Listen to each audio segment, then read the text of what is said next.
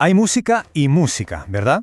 Hay canciones que son solo eso, melodías, pero luego hay otras que son como el diario de una nación.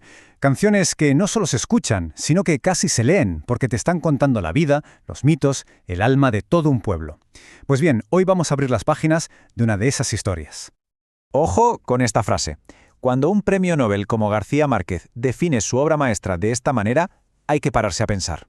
Esto no es un piropo, es la clave para entenderlo todo. Nos está diciendo que el vallenato es mucho más que música. Es una tradición literaria, una auténtica epopeya cantada.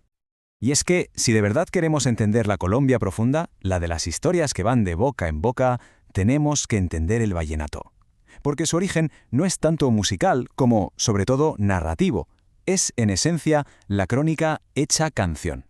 A ver, imaginemos esto por un momento. Mucho antes de los estadios y los éxitos mundiales, el vallenato era, literalmente, el servicio de noticias local. Era un periódico cantado que viajaba a lomos de burro, llevando las noticias, los cotilleos y las crónicas de un pueblo a otro en una región donde no había otros medios. La historia era lo único que importaba. Claro. Y para que existiera este periódico tan especial, hacían falta sus periodistas, ¿verdad? Pues aquí es donde entran en escena los héroes originales de esta historia. Los juglares. Eran músicos, poetas y reporteros, todo en uno. Y como en toda buena historia, hay un protagonista que se convierte en leyenda. Entre todos los juglares, hubo uno que trascendió a la categoría de mito.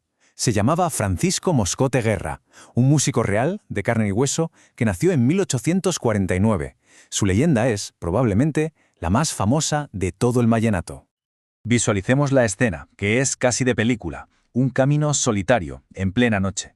La leyenda cuenta que Francisco se encontró allí con el mismísimo diablo, y el desafío no fue por su alba, no, fue por su arte, un duelo de acordeones para ver quién de los dos era el mejor músico.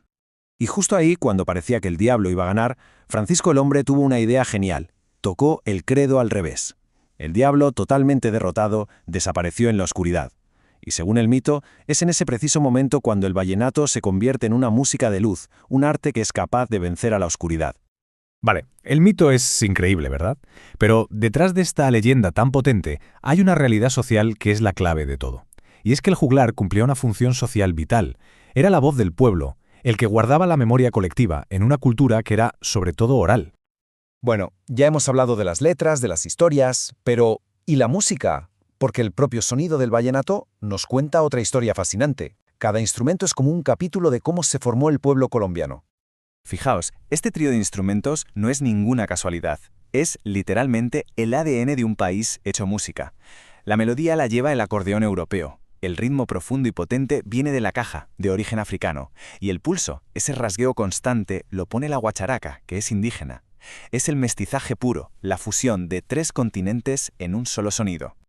Ahora lo vemos como un símbolo nacional, claro. Pero, ¿y si os digo que no siempre fue así? Ni de lejos. Su camino hasta convertirse en el corazón cultural del país fue una auténtica carrera de obstáculos. A ver, que quede claro. Al principio, para las élites, el vallenato era música de paletos, por decirlo suavemente. La consideraban rústica, de campesinos pobres, de corronchos. De hecho, en los clubes de alta sociedad de la época, como el famoso Club Valledupar, había carteles que prohibían explícitamente la entrada a los músicos de vallenato. Era la música del otro. Pero entonces, ¿cómo se pasa de estar prohibido en los clubes a ser el alma de la nación? Pues como vemos aquí, no fue de un día para otro. Fue un proceso de décadas, impulsado por momentos clave y por personas que vieron en esta música de baja clase un valor cultural inmenso y un reflejo auténtico del alma colombiana. Y claro, este cambio no ocurrió solo. Hubo figuras clave, auténticos padrinos del vallenato. Estaba Rafael Escalona, un aristócrata que contaba las historias de su tierra con una sofisticación nunca vista.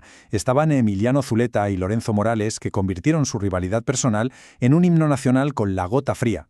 Y por supuesto García Márquez, que le enseñó al mundo que su Macondo sonaba a vallenato. Vale, hemos visto el origen, la leyenda, el ascenso. ¿Y ahora qué? Saltemos al día de hoy, porque la historia del vallenato, os aseguro, no ha terminado. Ahora se enfrenta a un nuevo duelo, uno entre su propia alma tradicional y las exigencias del mercado global. Y aquí es donde la cosa se pone interesante. Hoy, el vallenato vive una especie de crisis de identidad. Por un lado está el vallenato clásico, el del juglar, el que se centra en contar una historia, una crónica de la vida. Y por otro tenemos un estilo más moderno, más pop, que se enfoca en el sentimiento, en el romance, en los estribillos pegalizos y en la figura del cantante como estrella. La historia frente al sentimiento. Desde luego el éxito comercial es brutal. Para que nos hagamos una idea, solo de La Gota Fría, esa crónica de un duelo musical, hay más de 100 versiones grabadas en todo el mundo. La han cantado desde Julio Iglesias hasta Plácido Domingo. Aquel periódico cantado de pueblo ahora se publica en todos los idiomas. Y todo esto nos lleva a la gran pregunta, ¿no? La figura del juglar, ese narrador de noticias, ya no tiene mucho sentido en un mundo con Instagram y TikTok. Entonces, ¿qué le queda por contar al vallenato? ¿Cuál es su nueva crónica? ¿Conseguirá mantener viva esa esencia narrativa o se acabará convirtiéndose en una melodía más en el ruido global? La historia, como siempre, aún se está escribiendo.